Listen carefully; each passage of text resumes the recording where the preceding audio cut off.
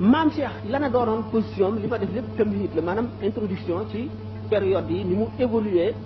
ak moom jamono yi nga xam ne nekk na mag kilifa goo xam ne bu am ñu ko topp la lan la moo di moom dégg ngeen ñu wax ne daana wax ne rus naa ko ma xam te du yomal xiyam ba ne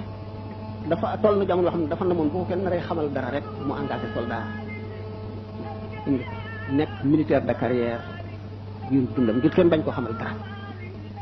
nee ñu daana fekk bu ñu taxaw ci buntu jàkka ji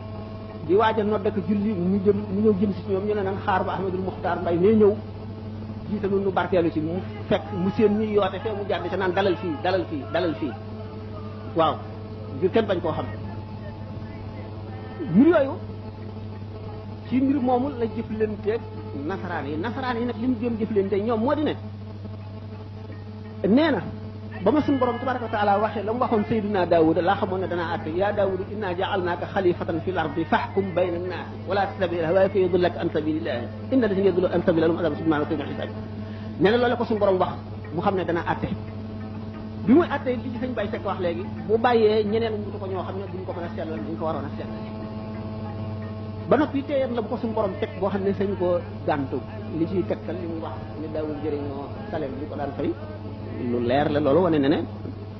daaw li ko dàq tax fi atte mooy dundal sharia ak taxawal sharia ak fexe ba ñoo seen i xàq waroon a raw mu fexe ba seen i xàq dellu si ci ñoom ñoo xam ne naroon nañu leen a jox lu dul seen xàq mu fexe ba duñ leen jox xàq yooyu leen loolu moo ko dugal ci atte boobu atte bi li ngeen ko mi ngi ci archive yi examen bi ñu ko waxee ay masala lañ leen laajoon sëriñ yëpp moom moo doon numéro 1 booba it xam na ne moom atte bi nga xam ne moom lay atte ji jaamu yàlla la daf ci doon jaamu yàlla te booba yaakaar ñu ndax am na keneen ku ko mën a defee ni moom wala déet ndax xam nga ne am na yoo xam ne mën a si ca àgg am na yoo xam ne daal